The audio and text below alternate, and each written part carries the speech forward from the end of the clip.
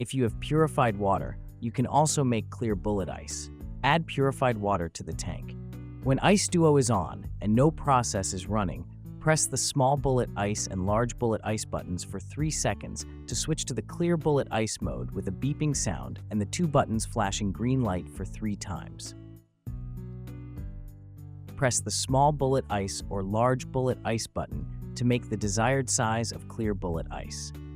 The button you select will light up with green backlight and keep flashing until the tray is full of ice. It takes 12 minutes to make 1 round of small clear bullet ice and 15 minutes to make the large one.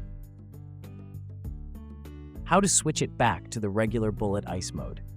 Long press the button to cancel the bullet ice making process if it is running. Then press and hold the 2 bullet ice buttons for 3 seconds. It will switch to the regular bullet ice mode. In regular bullet ice mode, the backlight of the 2 buttons is white. Can I make bullet ice while clear ice is being made? If you select the bullet ice function, when the machine is making clear ice, the machine will finish making a full tray of bullet ice first and then continue the clear ice making. So we cannot make both bullet ice and clear ice at the same time.